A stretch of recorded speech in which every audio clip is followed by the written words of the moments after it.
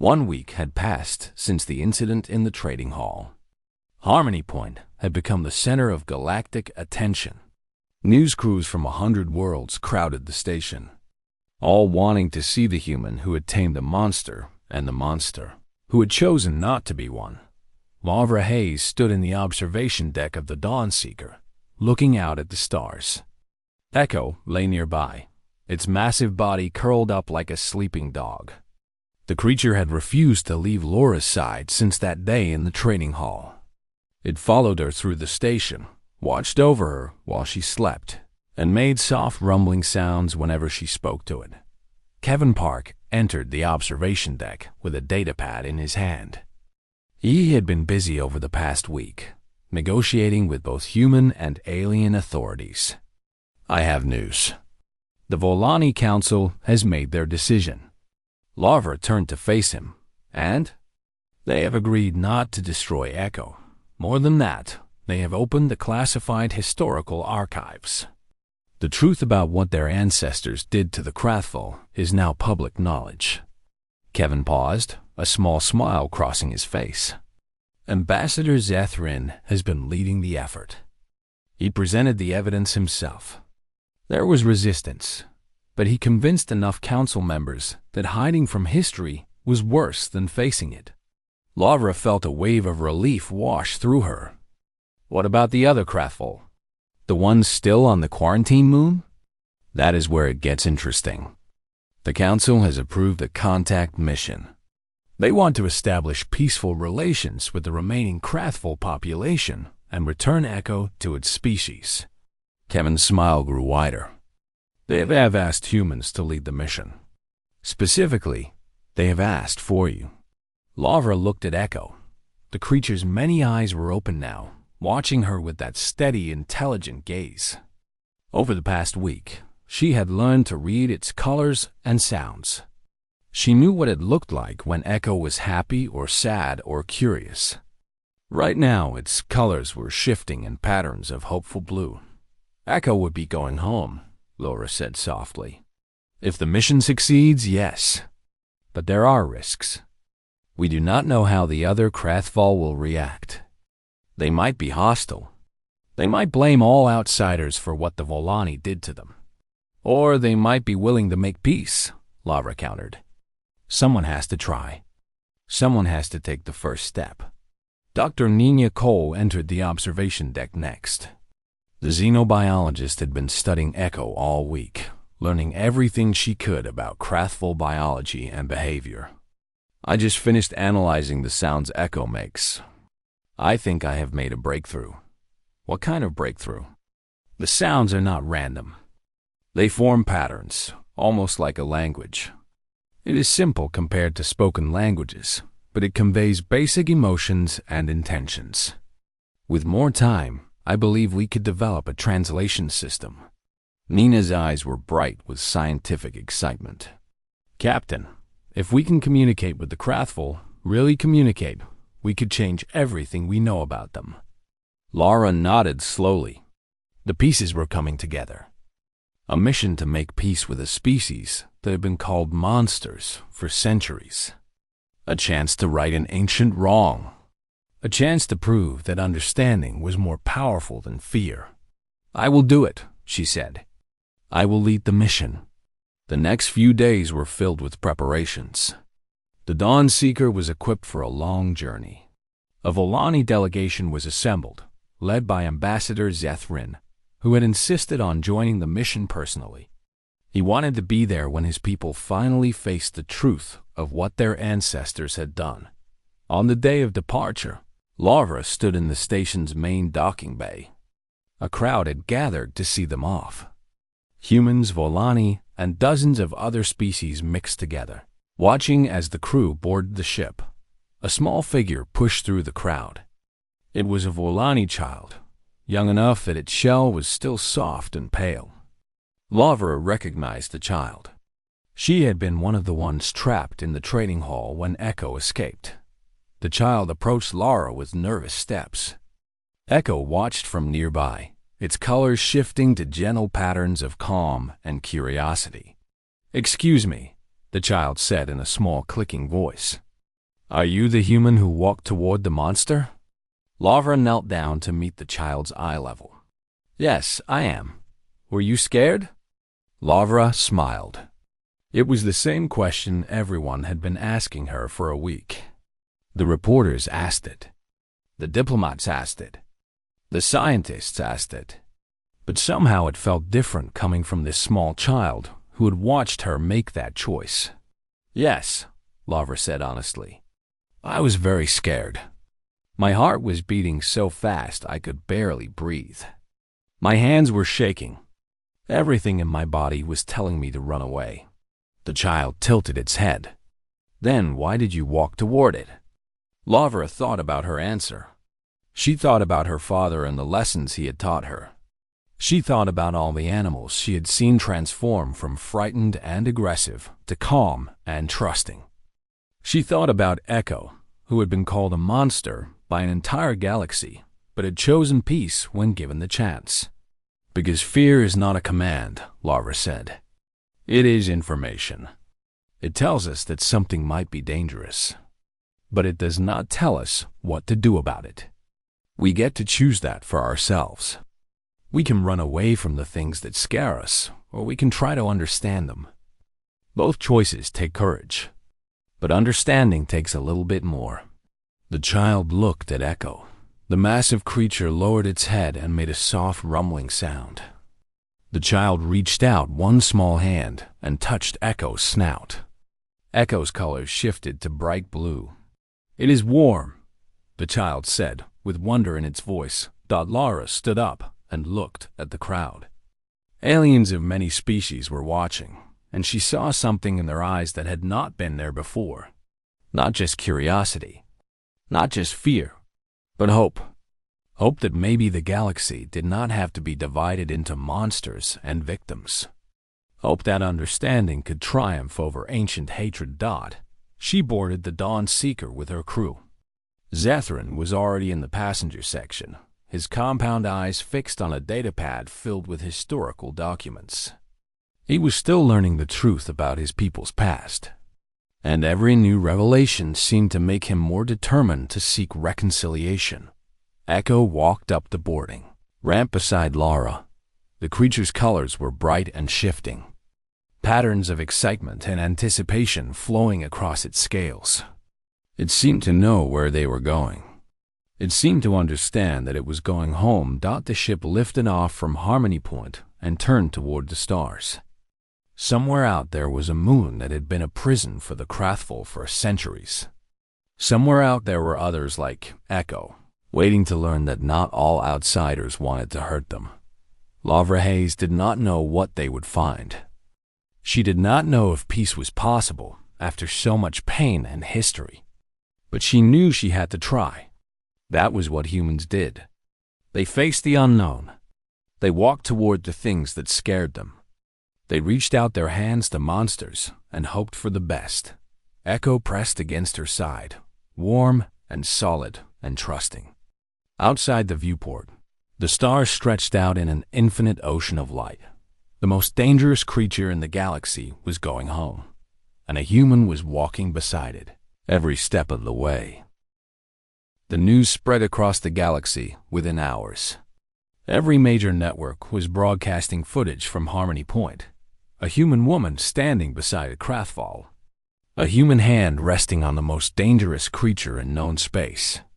The images seemed impossible, but they were real. Lavra Hayes sat on an overturned crate in the trading hall, exhausted but alert. The creature she had started calling Echo stayed close to her, following her movements with those many watchful eyes.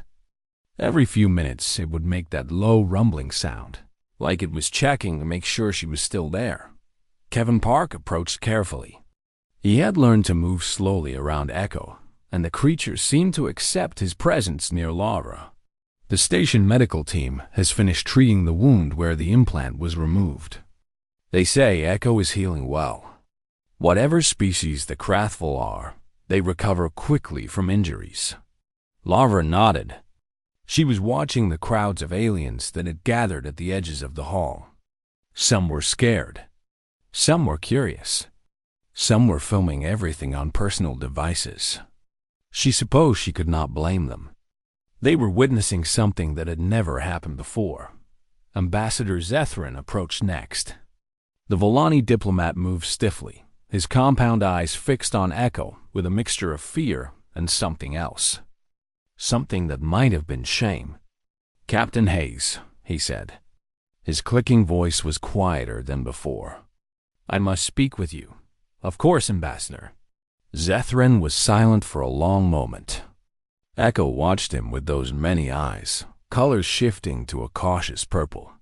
The creature did not trust the Vorlani. Lover wondered if it could smell the fear coming off Zethrin, or if it simply remembered what the Vorlani had done to its kind. "I have studied the historical records of my people since I was young," Zethrin finally said. "I was taught that the Krathvol were mindless beasts, killers without reason, destroyers without conscience. I was taught to hate them and fear them in equal measure." He paused, his compound eyes still fixed on Echo. "But watching you today, I found myself questioning everything I thought I knew." That creature responded to kindness. It chose peace when it could have chosen violence.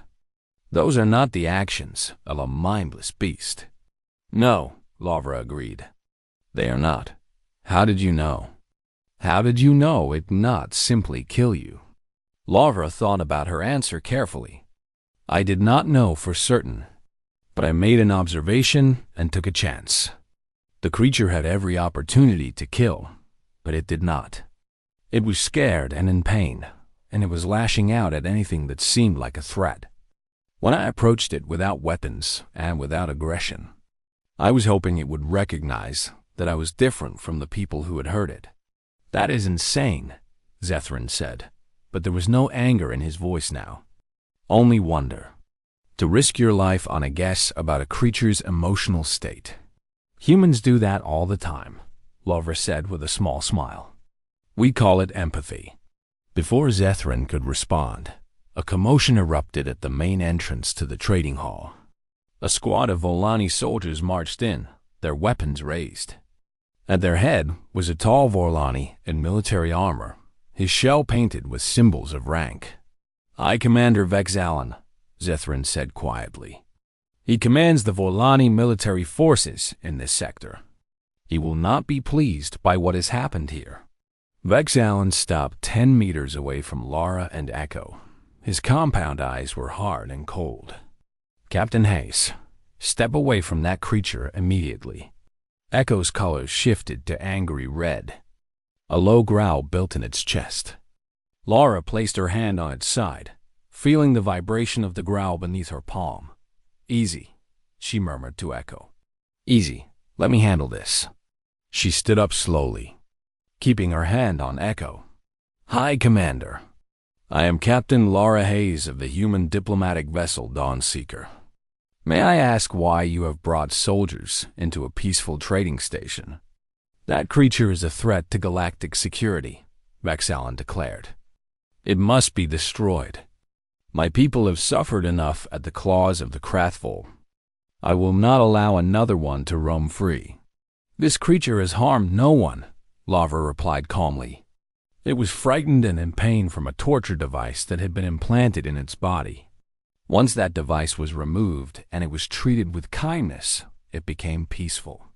"Peaceful?" Vexalan made a harsh clicking sound that might have been a laugh. "The Krathvol do not know peace. They know only destruction. 3 of our colony worlds burned because of their kind. And did your people ever ask why the Krathvol attacked those worlds?" The question hung in the air. Vexalan's compound eyes flickered with something that might have been uncertainty. "They attacked because they are monsters. They need no reason." Kevin stepped forward. He had been working on his communicator while the confrontation developed, and now he held it up. "Actually, High Commander, I have been doing some research. The official Volani records say the Krathvol attacked without provocation. But there are other records. Older records that were classified by your government centuries ago." "What records?" Vexalan demanded. Records of expeditions to the Krathful home moon. Records of capture operations. Records of experiments performed on live Krathful specimens. Kevin's voice was steady but hard. It seems your ancestors were taking Krathful juveniles from their families and shipping them off-world for study. The attacks on your colony worlds began shortly after those operations started. Zethrin made a sound of shock. That cannot be true. I can show you the documents, Kevin said. They are buried in old military archives, but they exist. The Krathful did not attack your worlds for no reason. They were trying to rescue their children. Silence fell over the trading hall. The Volani soldiers looked at each other uneasily. Even Vex Allen seemed uncertain now, his compound eyes moving rapidly as he processed this information. Laura spoke into the silence. Echo is not a monster. Echo is a victim. Taken from its home as a juvenile, sold to smugglers, tortured with pain implants, and treated as a thing instead of a living being. And now you want to kill it for crimes committed by others of its species centuries ago. Crimes that may have been provoked by your own people. This changes nothing, Vex Allen said, but his voice had lost some of its certainty. The creature is still dangerous. So are humans, Lavra replied. So are Volani. Any being is dangerous when it is threatened or hurt. But that does not mean we should destroy them. It means we should try to understand them. Zethrin stepped forward. He placed himself between Vex Allen's soldiers and Echo. His body was trembling, but his voice was firm. Hi, Commander. I must ask you to stand down. This creature is under my protection as a diplomatic matter. Any attempt to harm it will be considered an act of aggression against the diplomatic process. Vex Allen stared at the ambassador. You would protect a Krathful? After everything they did to our people? I would protect an innocent being, Zethrin replied. And I would seek the truth about what our ancestors did that might have started this conflict. If we were wrong, we must face that. We must make amends. The standoff lasted for what felt like hours, but was probably only minutes. Finally, Vex Allen lowered his weapon. His soldiers followed his lead. This is not over, Vex Allen said. The Volani Council will hear of this. They will decide what happens to that creature. Then let them decide with full knowledge of the historical truth, Lavra said. Let them know that at least one Krathful chose peace when it could have chosen violence. Let them consider what that means. Vex Allen turned and marched out of the trading hall, his soldiers following behind him. Lavra let out a breath she had not realized she was holding. Echo pressed against her side, its colors shifting to something that looked almost like blue. Calm. Safe.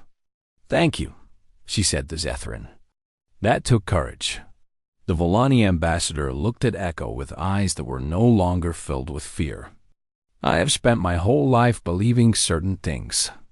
Today I learned that some of those things might be lies. That is difficult to accept, but it is better to know the truth than to live in comfortable ignorance. Lara smiled. It was the most human thing she had ever heard an alien say. Lavra Hayes was now 5 meters away from the Krathful. She could smell it. The creature had a scent like hot metal and something else, something almost like burnt sugar. Its breath came in great huffing sounds that moved the air around her. She could see every detail of its body now. The scales that shifted colors. The scars that covered its hide. The device attached to the back of its neck, blinking with a small red light. The creature had stopped roaring. It was watching her with all its eyes, and its colors were shifting in patterns she could not understand. Red and purple and gray, flowing across its scales like water. Laura kept her voice calm and soft. Hello there. I know you cannot understand my words, but I think you can understand my meaning. I am not here to hurt you. No one is going to hurt you anymore. The creature made a sound. It was not a roar this time. It was something lower and more uncertain. almost like a question. Through her earpiece, she could hear Kevin relaying information from Nina. The xenobiologist says the creature's posture has changed. It was aggressive before. Now it looks confused. Keep doing whatever you're doing. Lavra took another step forward. She was close enough to touch the creature now. Its head was lowered, and those many eyes were studying her with an intensity that made her skin prickle. She could see intelligence in those eyes. This was not a mindless beast.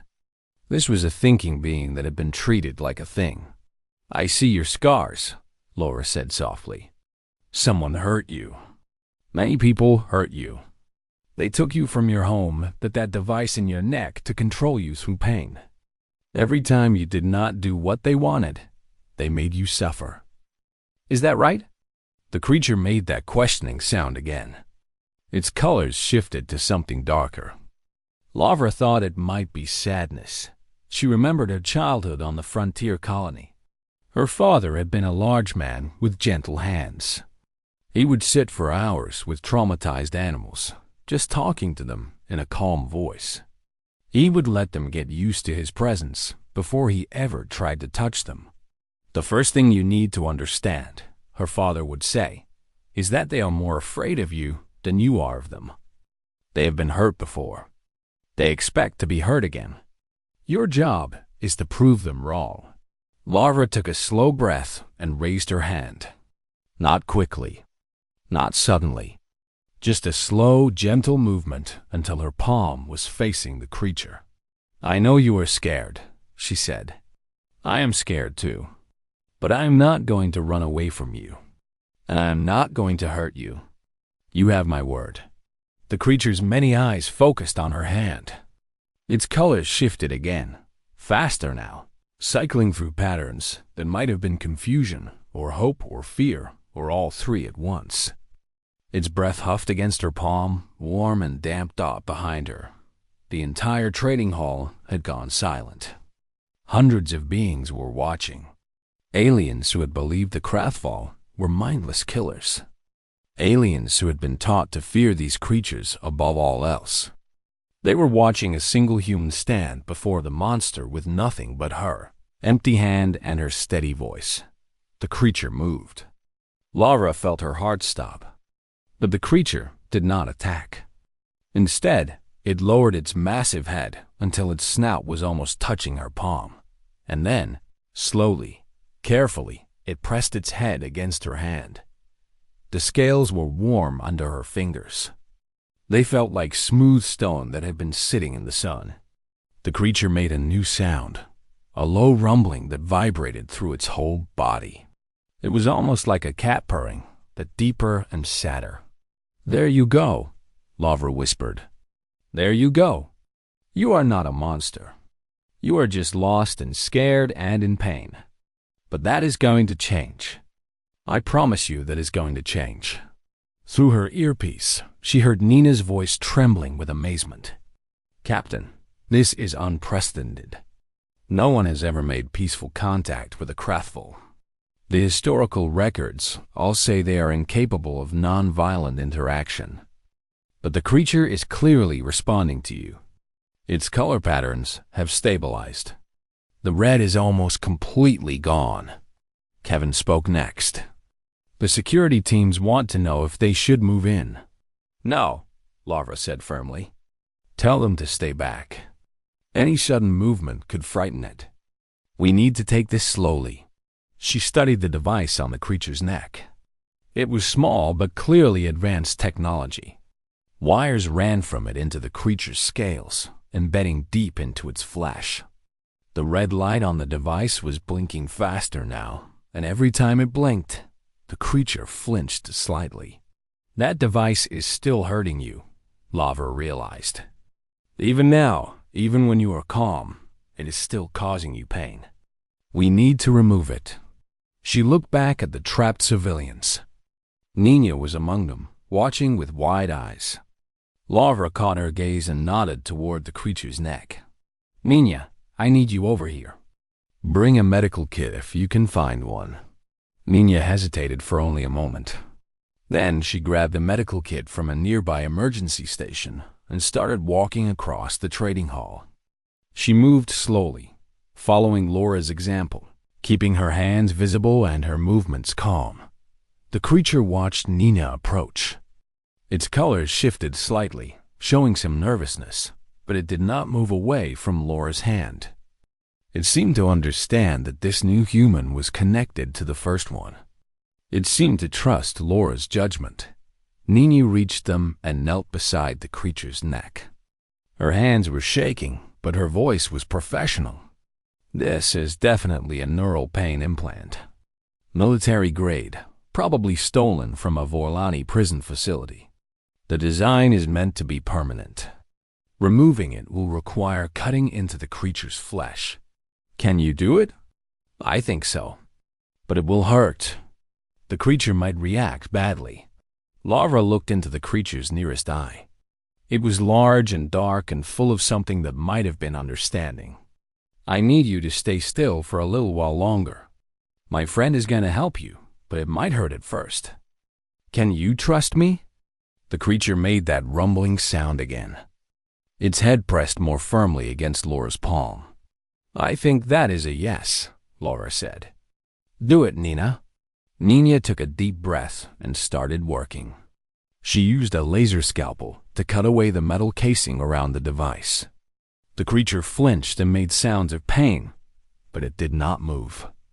It kept its head pressed against Laura's hand, and Laura kept talking to it in that calm, steady voice. You are doing so well. You are so brave. Just a little longer. Almost there. The red light on the device stopped blinking. Nina pulled the implant free with a wet sound. Blood ran from the wound, dark and thick. The creature shuddered, its whole body trembling.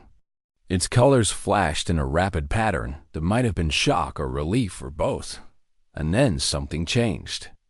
The creature lifted its head and looked at Laura with eyes that seemed clearer than before, brighter, more present.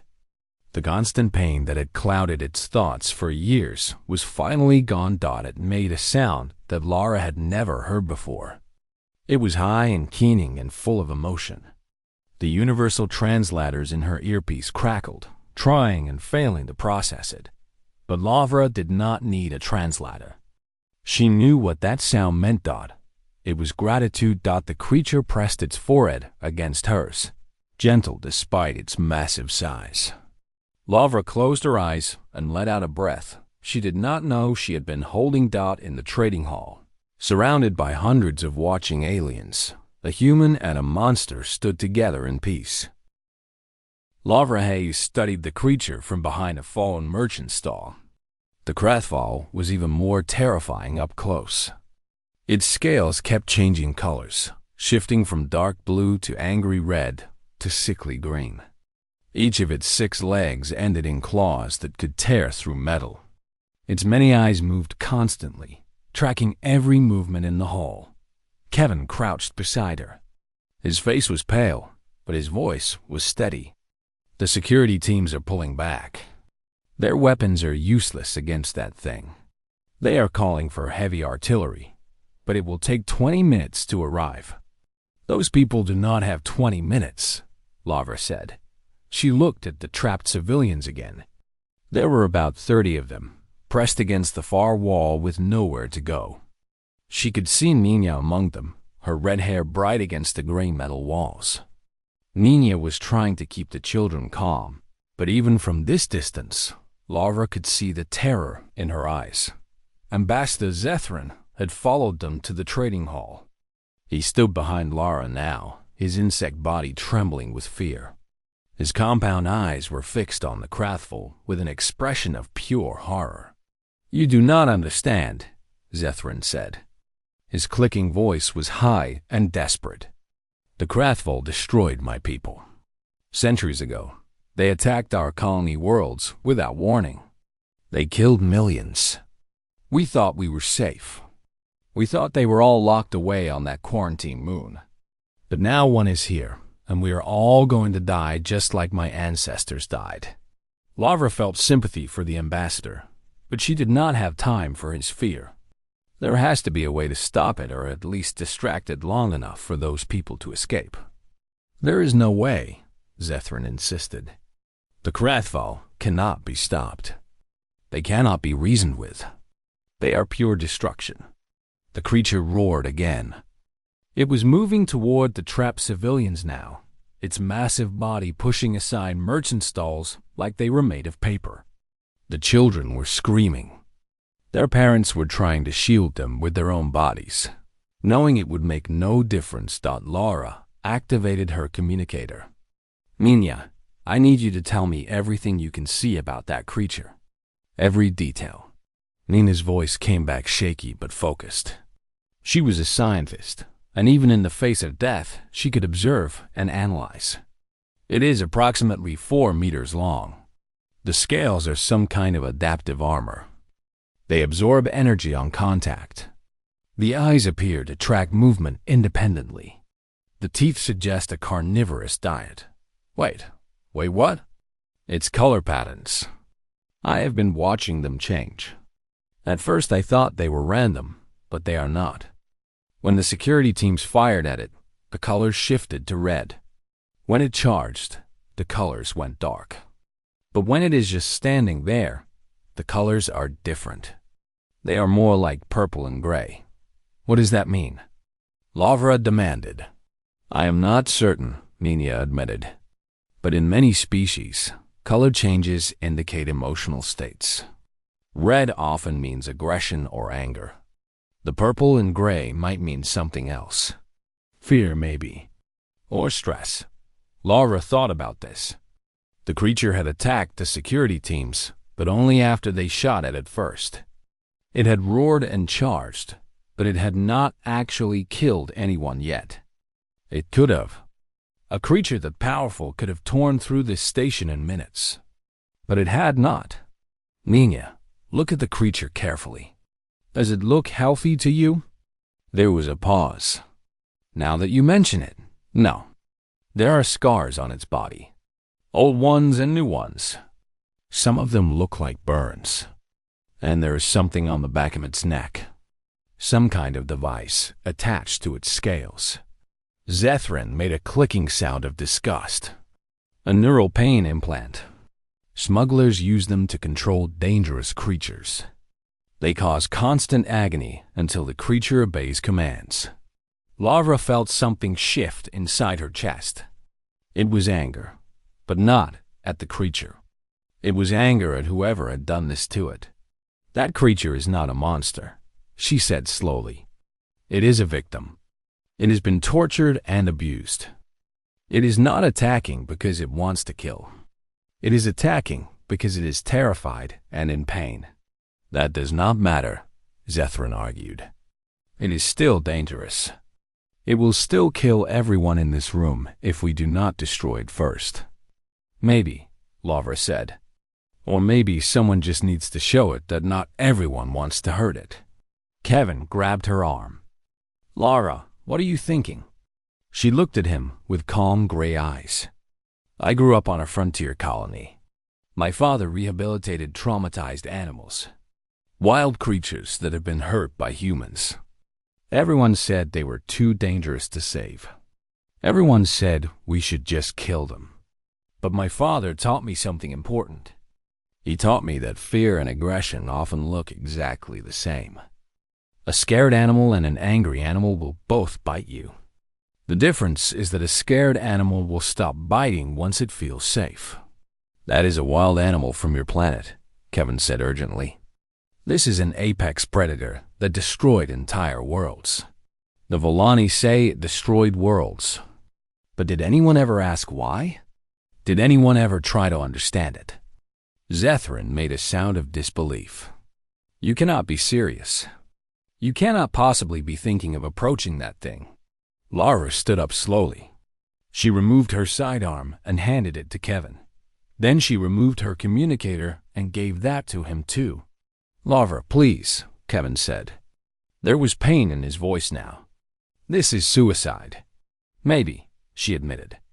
But if I do nothing, those children die. If I try something and fail, those children still die. But at least I tried. And if I try something and it works, everyone lives. The math is simple. She stepped out from behind the merchant's stall. The Krathval's many eyes immediately locked onto her. Its colors shifted to red, and a low growl rumbled from its chest. Lavra started, walking toward it, slowly, calmly. Her hands were empty and visible at her sides. Her heart was pounding so hard she could hear it in her ears, but she kept her breathing steady. She kept her movements smoothed out behind her. She heard Zethran screaming. His clicking voice was loud enough to echo through the entire hall. No one controls that monster. The human is walking straight up to it. She is insane. Someone stop her. But no one stopped her. No one could. Lavra Hayes kept walking, step by step, toward the most dangerous creature in the known galaxy. The creature watched her come with all of its eyes. Its colors kept shifting. Red to purple. Purple to gray. Gray to something she could not name. The distance between them shrank. 20 meters. 15 meters. 10 meters. The creature opened its massive jaws and roared at her. The sound was so loud it hurt her ears. The force of it pushed against her body like a strong wind. Lara did not stop. She did not run. She just kept walking, and somewhere in those many shifting eyes, she thought she saw something that looked almost like confusion. The space station called Harmony Point floated in the darkness between stars. It was a massive structure made of metal and glass, spinning slowly near a dying red sun. Hundreds of alien species came here to trade goods and sign agreements. Ships arrived and departed every hour, carrying creatures of all shapes and sizes. The station had been peaceful for many years, and everyone wanted to keep it that way. Captain Lara Hayes stood at the viewport of her ship, the Dawnseeker, watching the station grow larger as they approached. She was a tall woman with short brown hair and calm gray eyes. She had served in the human fleet for 15 years, and she had learned to stay steady in difficult situations. Today was supposed to be simple. Sign a trade agreement with the Volani delegation, shake some hands, smile for the cameras, and go home. Her first officer, Kevin Park, walked up beside her. He was younger than Lara, with a friendly face and quick mind. He was good at talking to aliens and finding common ground between different species. The Volani ambassador is already on the station, Kevin said. His name is Zethran. My sources tell me he does not like humans very much. Lara nodded slowly. Most aliens do not like us very much. They think we are too wild and too unpredictable. We will just have to prove them wrong. The Dawnseeker docked at the station without any problems. Lavra and her crew walked through the airlock and into a wide corridor filled with aliens. There were tall creatures with 4 arms. There were small creatures covered in blue fur. There were beings made of living crystal that chimed when they moved. Lara had seen many alien species in her career, but she never stopped feeling wonder at how different life could be across the galaxy. A massive reptilian creature approached them. He stood 3 meters tall, with green scales and yellow eyes. His name was Korvax, and he was the station master of Harmony Point. "Welcome, humans," Kovacs said in a deep rumbling voice. "The Volani delegation is waiting for you in the conference chamber. Please follow me." They walked through the station, past shops and restaurants and medical centers. Aliens of all kinds stopped to stare at the humans. Lavra was used to this. Humans were still new to the galactic community. They had only made first contact with alien life 30 years ago. Many species still did not know what to think of them. The conference chamber was a large round room with a high ceiling. Ambassador Zethran stood near a long table. He was a Vorlani, which meant he looked something like a giant insect. He had 6 legs, 2 arms, and large compound eyes that reflected the light in strange ways. His body was covered in a hard shell that was dark purple in color. "Captain Hayes," Zethran said. His voice was sharp and clicking. You are exactly on time. I appreciate punctuality. Thank you, Ambassador, Lavra replied.